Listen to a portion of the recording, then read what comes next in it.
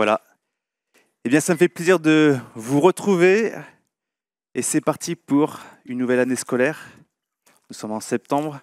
Si vous n'avez pas déjà fait votre rentrée, c'est vos enfants qui ont fait leur rentrée. Fini les vacances, fini le sable. On se souvient encore de nos belles vacances. Et nous avons l'occasion d'avancer, de continuer, puisque une chose qui est véritable, c'est que la vie continue, la vie avance, et c'est tout à fait normal. Alors, je ne sais pas si durant ces vacances-là, vous avez déjà expérimenté, ou si déjà dans votre vie, vous avez déjà expérimenté la situation suivante. Vous vous préparez pour un voyage, du moins, vous vous préparez pour un voyage, vous envisagez de faire un voyage, et vous imaginez comment ça va être là-bas, le beau soleil, la belle météo, et vous imaginez que tout sera facile. Et dans tous les cas, que vous allez pouvoir gérer la situation au point que finalement, vous y allez un peu la fleur au fusil, c'est-à-dire que vous ne préparez pas tellement le voyage, vous avez quelques informations et puis vous y allez. Peut-être on vous a donné des conseils, ce serait bien que tu regardes tel guide, tel machin, etc. Mais on n'y prend pas, on n'y fait pas attention, puis on roule, on va et c'est parti. Et quand on arrive sur place, ça ne se passe pas comme on a voulu. La route qu'on imaginait n'est pas là, la météo n'est pas au rendez-vous, et en fait c'est un échec total. Et après, vous avez peut-être entendu cette phrase, vous avez peut-être dit cette phrase, comme moi je l'ai pu dire, si seulement on avait bien préparé, ça ne serait pas arrivé. Si seulement on avait suivi les conseils, si seulement on avait pris 3 jours avant pour réfléchir au lieu de partir en vitesse comme ça et dire on va tout faire le jour J, on va se débrouiller tout seul. Si seulement on avait su, on aurait fait comme ça. Alors il y a un voyage que nous pouvons négliger, c'est celui de la vie. Et notre tendance est de croire que nous avons toute la vie devant nous. Ma maman me disait toujours, tu es jeune, il faut que tu gardes conscience que la vie, ça s'avance vite, le temps passe. Et nous qui sommes jeunes, des fois on a l'impression qu'on a encore le temps. Et peut-être si on est un peu plus ancien, on se souvient de tout ce qu'on a vécu, on se dit, le temps ça passe vite. Les enfants ont vite grandi. Le temps est passé vite. Un jour arrive la fin de cette vie. Alors aujourd'hui, c'est vrai que nous préférons éviter le sujet. Ce n'est pas un sujet qui est très réjouissant, on n'en parle pas, forcément évident. Parce qu'on a peut-être vécu la perte d'un être cher et qui est douloureux. Et aussi certainement parce que dans notre société, le sens de la vie bouleverse. On entend dire que finalement, la vie n'a pas de sens. Après la mort, il n'y a rien. Tout ce qui compte, c'est de profiter de l'instant présent. Alors à quoi bon finalement cette vie ? À quoi ça m'amène à la suite ? Qu'est-ce qu'il en est ? Quand j'étais jeune, j'étais un peu arrogant, mais une phrase que j'aimais bien dire, je dis on travaille pour payer son cercueil. En fait, ta vie, tu vis pour mourir. Et pas que. Il faut profiter de la vie, entendons-nous, et après la mort, il n'y a plus rien. Dans la Bible, Jésus nous parle de la vie après la mort. Et c'est ce que nous allons voir ensemble au travers d'une parabole. Une parabole, c'est le moyen par lequel Jésus pouvait s'exprimer pour transmettre des vérités. En fait, c'est des histoires tirées de la vie courante par lesquelles il veut enseigner, il veut instruire, il veut transmettre un message. Il est intéressant parce que la Bible nous dit que ces paraboles-là sont pour ceux qui veulent entendre et discerner. C'est-à-dire que tu peux simplement écouter l'histoire, tu dis « ouais, c'est une belle histoire », tout comme tu pourrais dire l'Évangile, c'est une belle histoire. Et ça ne va pas plus loin. Alors que les paraboles, et Jésus a un but, comme l'Évangile a un but, c'est de bouleverser, de marquer profondément nos vies, que nous puissions nous laisser interpeller. Alors, nous commençons toute une série de prédications, d'enseignements, les dimanches, qui porteront sur différents types de paraboles. Et aujourd'hui, je vous invite à prendre Luc chapitre 16, donc Luc, l'Évangile selon Luc, au chapitre 16. À partir des versets 19 à 31. Et nous allons voir que Dieu nous donne tout ce qui est nécessaire pour bien vivre la fin du voyage. On a vu la galère d'une préparation à l'arrache, aux dernières minutes, et les résultats sur la fin, l'échec. Et la vie peut être la même chose. On ne prépare pas notre voyage sur Terre, et finalement, à la fin, on se prend un mur. Dieu nous donne tout ce qui est nécessaire pour bien vivre la fin. Et nous allons voir en 2 points. Premièrement, quand arrive la fin, et deuxièmement, ce que Dieu donne. Lisons la Bible dans l'Évangile selon Luc, chapitre 16, à partir du verset 19. Il y avait un homme riche qui s'habillait de pourpre et de fin lin et qui chaque jour menait joyeuse et brillante vie. Un pauvre du nom de Lazare était couché devant son portail, couvert d'ulcères. Il aurait bien voulu se rassasier des miettes qui tombaient de la table du riche. Cependant, même les chiens venaient lécher ses ulcères. Le pauvre mourut et fut porté par les anges auprès d'Abraham. Le riche mourut aussi et fut enterré. Dans le séjour des morts, en proie à une grande souffrance, il leva les yeux et vit de loin Abraham avec Lazare à ses côtés. Et s'écria, « Père Abraham, aie pitié de moi, envoie Lazare pour qu'il trempe son doigt dans l'eau afin de me rafraîchir la langue, car je souffre cruellement dans cette flamme. » Abraham répondit, « Mon enfant, souviens-toi que tu as reçu tes biens pendant ta vie et que Lazare a connu les maux pendant la sienne. Maintenant il est consolé ici et toi, tu souffres. De plus, il y a un grand abîme entre nous et vous afin que ceux qui voudraient passer d'ici vers vous ou de chez vous vers nous ne puissent pas le faire. » Le riche dit, « Je t'en prie alors, Père, d'envoyer Lazare chez mon père, car j'ai 5 frères. C'est pour qu'ils les avertissent, afin qu'ils n'aboutissent pas eux aussi dans ce lieu de souffrance. » Abraham répondit, « Ils ont Moïse et les prophètes qu'ils les écoutent. » Le riche dit, « Non, Père Abraham, mais si quelqu'un vient de chez les morts vers eux, ils changeront d'attitude. » Abraham lui dit alors, « S'ils n'écoutent pas Moïse et les prophètes, ils ne se laisseront pas persuader, même si quelqu'un ressuscite. » Jusque-là, la parole de Dieu. Alors, Jésus, dans son histoire, nous présente 2 personnages. Premièrement, nous avons l'homme riche qui mène une vie abondante. C'est un peu toutes ces personnes que vous pouvez voir sur YouTube quand tu regardes qui est la maison la plus grande, les activités plus grandes, le plus de voitures, le plus de bijoux, le plus de... Les plus, il vit dans l'abondance, plus, le luxe, plus, tous les jours. Tous les jours, c'est festivités, pour tous les jours, c'est abondance. Si vous rêvez d'être multimilliardaire, vous avez peut-être imaginé ce que pourrait être votre vie en abondance. Eh bien, c'est celle de l'homme riche. Nous avons cet homme riche qui jouit de la vie, qui profite de la vie, plus, avec tout ce qu'il a en abondance. Et devant chez lui, juste devant son portail, un pauvre homme. Il est couché là. Certains interprètent que c'est un infirme qui aurait été une fois déposé ici, et la pauvre personne est là, ils ne peuvent pas bouger. Et sa vie est un calvaire. Il est plein d'ulcères, il a faim, et quand il voit cette abondance qui est juste à proximité de chez lui, à même pas quelques mètres, il aimerait juste pouvoir manger ces quelques miettes et de pouvoir se nourrir. Et summum de l'humiliation pour ce pauvre homme qui est couché par terre, les chiens viennent lécher ses ulcères. Des chiens errants qui sont là. Il ne peut même pas s'en dépêtrer, s'en débarrasser. Sa vie est un chaos, c'est un échec. D'autant plus que dans l'époque biblique, chez les Juifs, le chien, c'était une sorte de quelque chose d'impur. La vie, on a 2 constats bien différents. L'abondance et la faiblesse. Nous avons la gloire et nous avons de l'autre côté l'humiliation. Et voilà que tous deux meurent. Tous deux meurent. C'est la réalité à laquelle nous échappons pas. Que tu sois bien loti, que ta vie soit une source de joie, de plaisir, que tu manges à ton abondance, que tu sois bien habillé, ou que tu sois dans la galère, que chaque jour est une souffrance, une difficulté, à la fin, nous mourrons tous. C'est la chose qui nous unit aussi tous ensemble. Nous allons tous mourir un jour. Mais nous ne savons pas quand. Demain ou dans quelques années. Voilà pourquoi cette parabole de Jésus nous concerne tous. Nous voyons dans la suite que l'homme riche se trouve dans le séjour des morts avec souffrance. Il ne cherche pas à contester sa présence dans le séjour des morts parce qu'il sait qu'il mérite d'être là.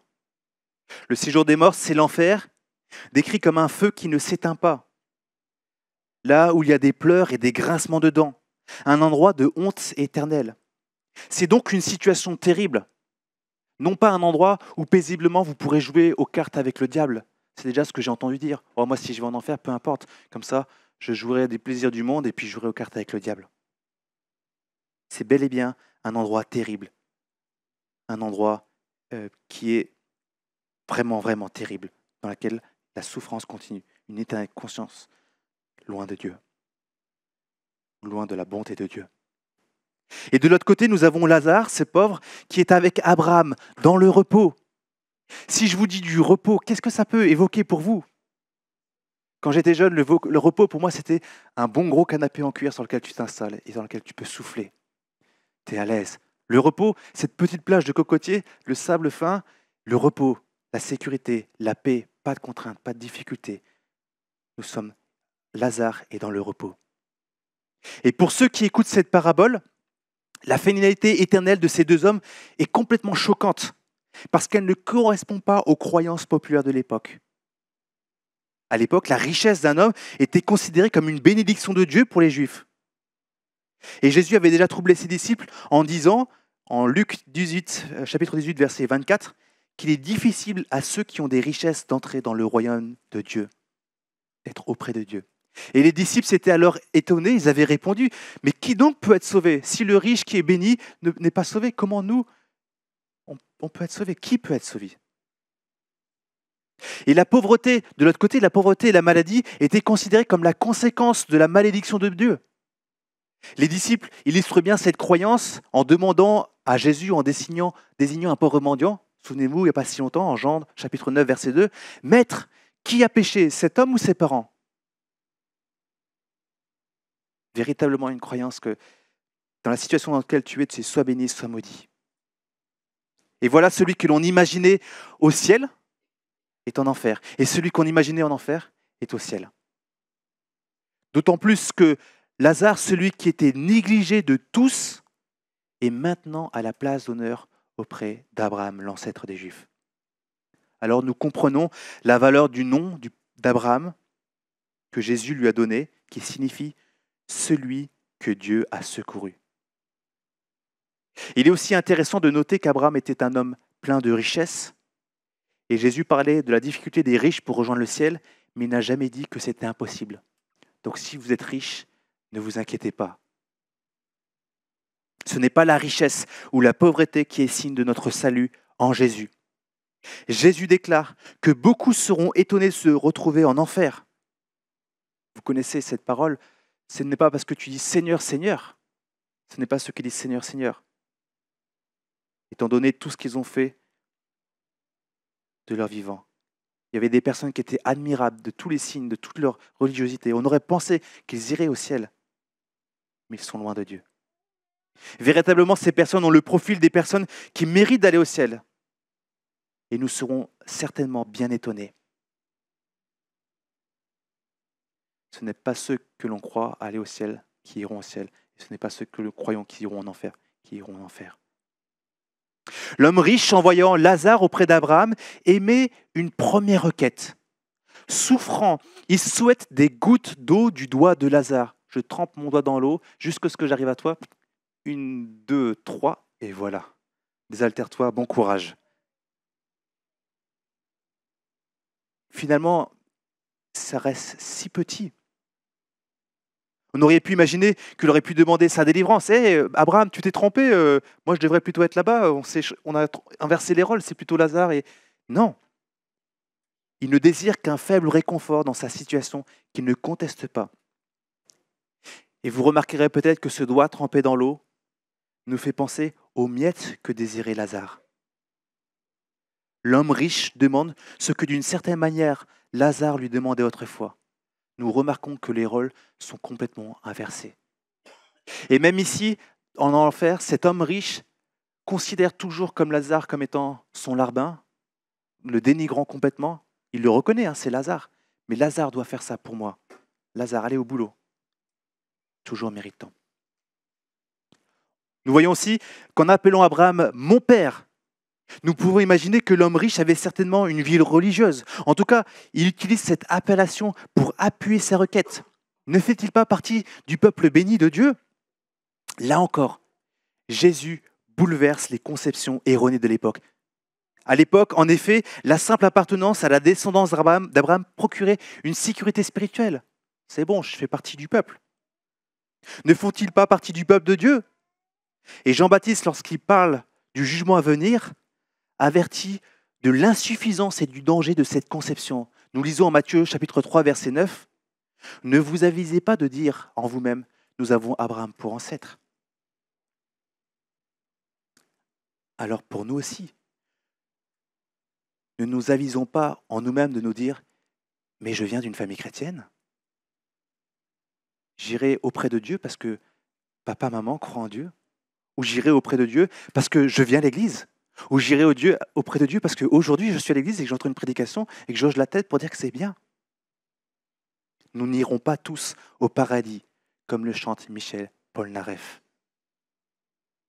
Abraham reconnaît que l'homme riche fait partie du peuple issu de lui et il l'appelle mon enfant, mais sans que ça puisse changer quelque chose. C'est trop tard, c'est définitif. La situation actuelle n'est que justice. Il y a une séparation avec un abîme qui est infranchissable. Nous réalisons que c'est maintenant qu'il faut prendre des décisions parce qu'à la fin, les dés seront lancés et c'est définitif. Pas possible de faire un pont, de dire plus tard. Le théologien Dominique Angers voit dans ce renversement des rôles une certaine ironie. L'homme riche qui avait eu bien des occasions de pourvoir aux besoins de Lazare. Si Lazare est couché devant le portail, il devait passer régulièrement devant. Il aurait pu donner des miettes, il aurait pu pourvoir. Qu'est-ce que ça aurait été pour lui de donner un petit peu de sa richesse, de son abondance quotidienne pour pourvoir aux besoins? Il en avait largement les moyens, mais il a manqué d'amour et il l'a laissé sur la touche, à l'extérieur de la propriété. Maintenant, les rôles sont inversés, mais là où il aurait pu agir, il n'est pas possible pour Lazare d'agir. C'est maintenant l'homme riche qui est sur le porche, et c'est définitif. Et c'est maintenant Lazare qui est dans la gloire, dans les réjouissances, dans la paix. Il s'ensuit tout un échange dans lequel l'homme riche souhaite prévenir ses 5 frères du tourment à venir afin de les en préserver. Ils sont encore là, il comprend, il sait que ses 5 frères mènent une vie certainement semblable à la sienne. Il faut agir en leur faveur. Leur vie a certainement un bon train comme la sienne. Il est tellement insatisfait par la réponse d'Abraham qu'il indique que la révélation écrite, Moïse et les prophètes, c'est-à-dire l'Ancien Testament pour nous dans la Bible, est suffisante pour ne pas rejoindre le tourment du séjour des morts, qu'il souhaite que Abraham maintenant envoie Lazare. Bien, je t'assure que quand ils vont voir un mort, un fantôme, ils vont tellement réagir que c'est bon. Mais Abraham leur répond que même ça n'aurait même pas de sens. Ils ne réagiront pas. Même si quelqu'un devait revenir des morts, ressusciter, ça n'irait pas. Ça ne les convaincrait pas. L'entêtement est tel qu'ils resteront insensibles à ce signe prodigieux. Nous comprenons qu'ils ont tout ce qui est nécessaire pour échapper au jugement de Dieu. Ils ont toutes les cartes en main.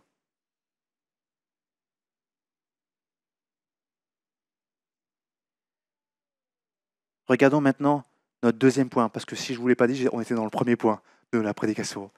Deuxième point, ce que Dieu donne. Le premier point, c'était le temps de la fin, le moment de la fin. Et maintenant, deuxième point de cette prédication, ce que Dieu donne. L'histoire est terminée. Mais que souhaite dire Jésus au travers de cette parabole? Nous remarquons, bien qu'il n'ait pas de nom, l'homme principal de cette histoire, ce n'est plus ni moins l'homme riche. Et le contexte proche nous indique pourquoi il présente cette parabole à ce moment. Je vous invite à lire les versets qui précèdent notre texte. En Luc chapitre 16, versets 13 à 5, c'est tout juste avant. Nous lisons « Aucun serviteur ne peut servir 2 maîtres, car ou il détestera le premier et aimera le second, ou il s'attachera au premier et méprisera le second. Vous ne pouvez pas servir Dieu et l'argent. » En entendant tout cela, les pharisiens qui aimaient l'argent se moquaient de lui. Jésus leur dit, « Vous cherchez à paraître juste devant les hommes, mais Dieu connaît votre cœur. De fait, ce qui est très estimé parmi les hommes est abominable devant Dieu. »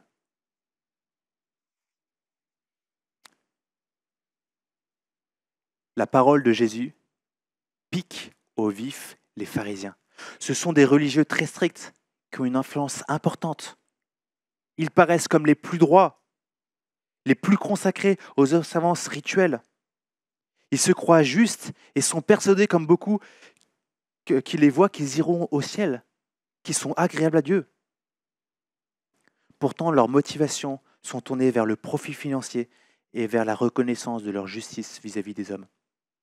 À plusieurs reprises, Jésus a dénoncé leur hypocrisie. Jésus déclare que les exigences de la loi sont permanentes. Le problème des pharisiens est de croire qu'avec leurs propres pratiques religieuses, ils pouvaient accomplir la loi. Ils ne veulent pas accepter les paroles de Jésus qui annoncent la grâce et le pardon et préfèrent se moquer de lui. En fait, ils sont comme ces 5 frères de l'homme riche. Leurs cœurs sont fermés et insensibles. Souvenez-vous, la semaine dernière, vous pourrez revoir la vidéo sur YouTube, lorsque les pharisiens apprirent que Jésus avait ressuscité des morts son ami, qui s'appelle aussi Lazare, un autre. Quand ils l'ont appris par des témoins directs, nous lisons en Jean chapitre 11, verset 47.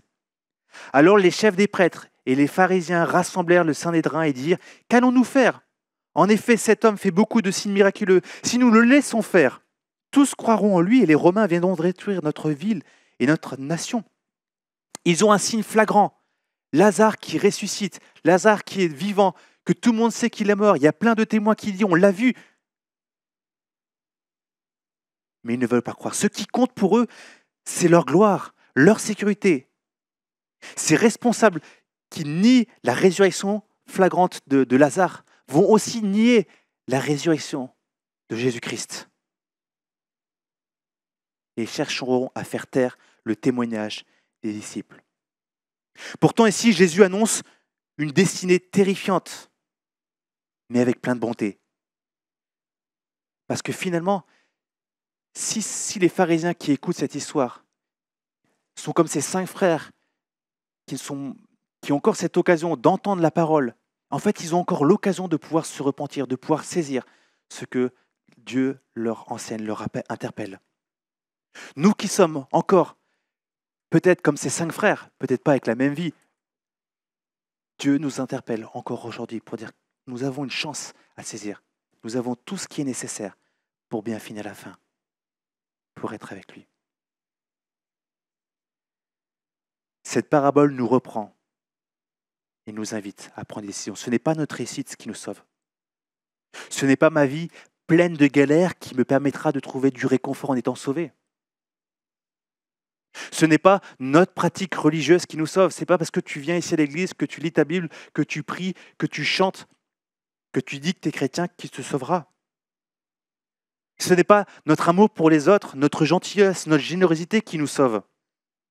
Ce n'est pas l'appartenance à une famille chrétienne ou à une église qui me sauve. Ce n'est pas parce que j'ai été baptisé que je suis sauvé.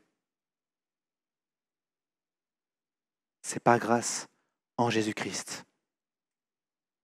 L'Ancien Testament, des fois on dit, attends, l'Évangile et l'Ancien Testament, c'est deux dieux complètement différents. Mais l'Ancien Testament, du coup, Moïse et les prophètes, dont Jésus parle dans sa parabole, révèlent que Dieu est le Créateur souverain et saint.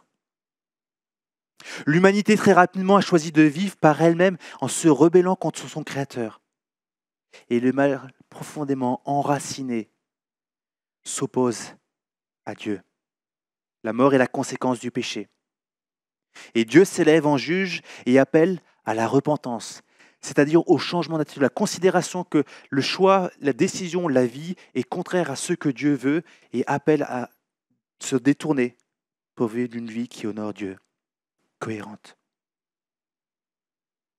Le repentant devrait croire que Dieu, dans sa grâce, le pardonnerait, car la condamnation retombait sur un substitut, un animal sans défaut, qui était sacrifié.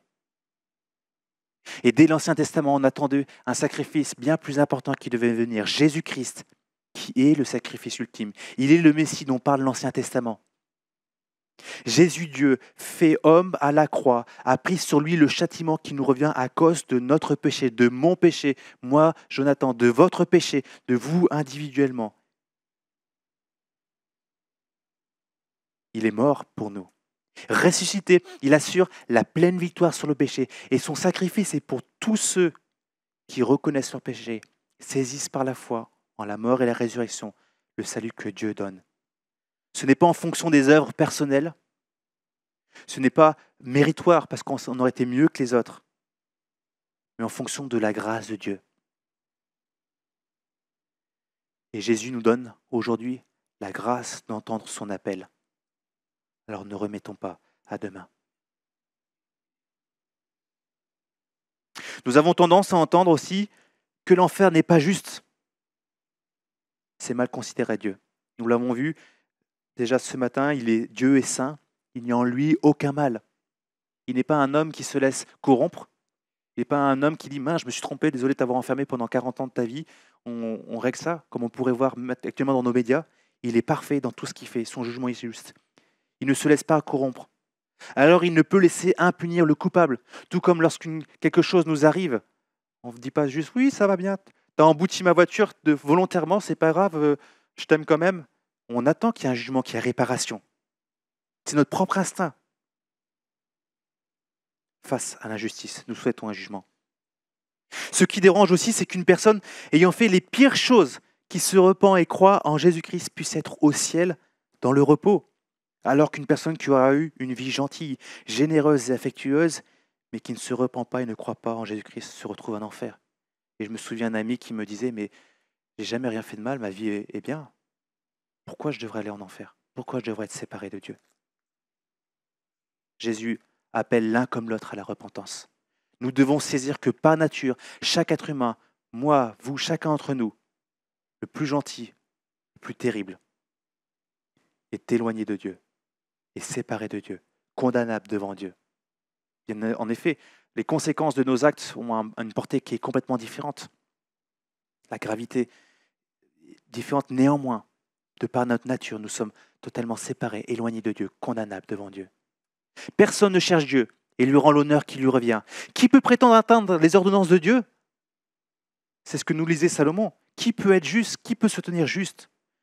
Notre propre justice ne suffit pas pour nous sauver. Notre seule solution est, comme l'indique le nom de Lazare, est de trouver notre secours en Dieu. Jésus-Christ, Dieu fait homme, qui vient pour nous délivrer de nos péchés, pour nous sauver, afin que nous puissions être en paix avec lui, réconciliés avec lui, que nous puissions être avec lui aujourd'hui et pour l'éternité. Ce qui est incroyable, c'est que le ciel nous soit rendu accessible. Notre destinée à chacun, c'est l'enfer. Et Dieu, dans sa grâce, intervient en notre faveur, afin que nous puissions être, si nous le recevons par le moyen de la foi, être avec lui pour l'éternité. Et qu'est-il de ceux qui n'ont pas accès à l'évangile? Pouvons-nous nous poser comme question? Dieu nous appelle à partager la bonne nouvelle de l'évangile. Et nous croyons que le jugement de Dieu est juste, parfait. Nous lui laissons cette part et nous saisissons celle qui est la nôtre, celle qui nous concerne. Qu'est-ce que je fais aujourd'hui, moi, individuellement? Des fois, on a tendance à dire oui, mais lui là-bas, là-bas, là-bas, là-bas. Et puis soi-même, individuellement, moi, personnellement, je peux choisir que pour moi, toi, tu peux choisir que pour toi. Qu'est-ce que je fais de l'avertissement du jugement éternel? Qu'est-ce que je fais de l'appel à la repentance et à la foi en Jésus que Dieu me donne aujourd'hui? Nous laissons à Dieu le soin de tout le monde. Et Dieu se révélera comme il voudra. Mais Dieu m'appelle à une propre décision par rapport à nous. C'est quand même en mesure, entre parenthèses, des fois on peut être tellement individualiste, moi, et les autres. Et puis quand ça nous dérange, c'est les autres et pas moi, tu vois. Notre décision a un impact suffisamment important pour prendre le temps de réfléchir. Vous avez peut-être pris de nombreuses heures à réfléchir quelle étude je vais faire pour la suite. Ou peut-être de nombreuses heures à dire est-ce que je vais dire à cette fille, à ce garçon que je l'aime et que j'aimerais bien passer la suite de ma vie avec lui. Parce que vous savez qu'il y a des conséquences derrière qui sont durables, qui sont longues. Si vous prenez le temps pour réfléchir à tout ça, prenez le temps pour réfléchir à cette destinée éternelle à laquelle Dieu nous appelle à réfléchir. Et vous avez peut-être entendu la question vis-à-vis de la possibilité de profiter pleinement du ciel, sachant que ceux que l'on aime n'y sont pas. Comment je peux profiter du ciel? Et Dan Ortlund, dans son livre que je vous encourage à lire, un tout petit livre, très sympa, L'enfer existe-t-il vraiment? Déclare à ce sujet. Or voici ce qu'il faut comprendre au sujet du ciel. Nous serons tellement satisfaits par la présence de Dieu et du Christ au ciel qu'il n'y aura pas de place pour le chagrin. Et ça ne sera pas parce que notre amour pour les membres de notre famille condamnés à l'enfer aura diminué, mais simplement parce que toutes les pertes terrestres auront été englouties en Christ et dans l'amour partagé entre lui et nous. Vous ne pleureriez pas la perte d'une pièce de monnaie qui vient de tomber dans un égout si vous veniez d'hériter d'une fortune. De plus, au ciel, nous retrouverons en Christ tout ce que nous aimions chez nos disparus. On ne regrette pas de laisser derrière soi son bac à sable lorsque l'on va à la plage. Alors que les damnés subissent l'enfer éternellement, les croyants trouvent en Christ tout ce qu'ils aiment et jouissent de ses perfections infinies pour toujours.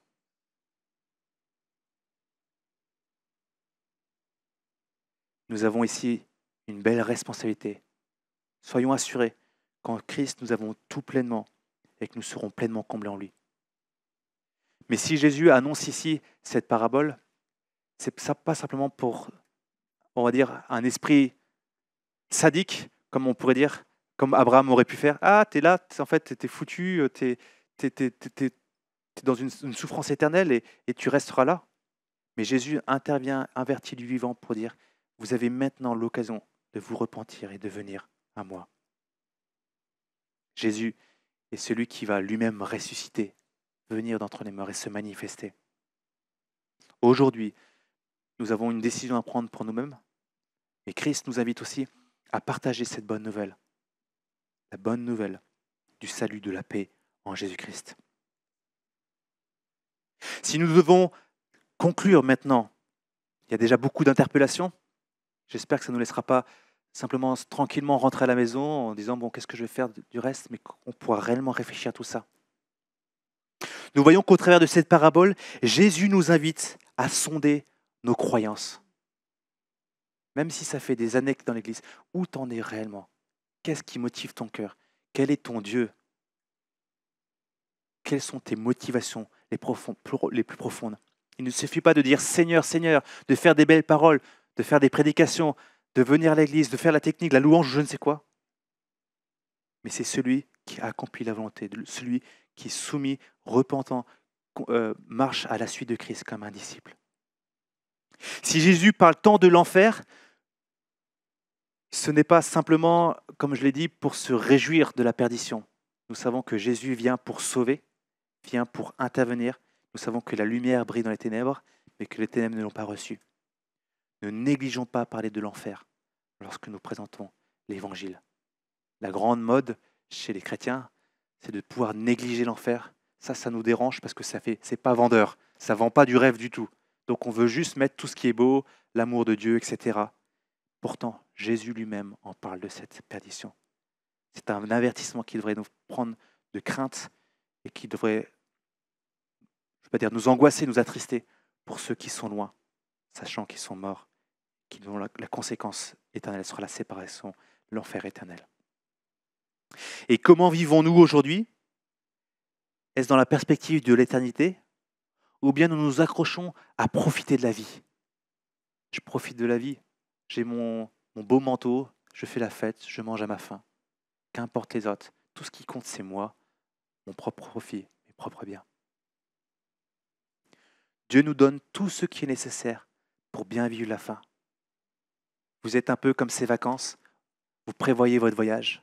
Ne vous trompez pas en imaginant que la météo sera forcément splendide. N'imaginez pas qu'on peut simplement se dire, allez, on prend la route comme ça, puis ça va le faire, de toute façon, on est super bon, on trouvera des super activités, des beaux paysages. Il faut préparer tout ça. C'est pourquoi Jésus nous interpelle aujourd'hui, vous et moi. Si vous entendez sa voix, n'endurcissez pas vos cœurs. N'endurcissons pas nos cœurs. Je vais terminer en priant.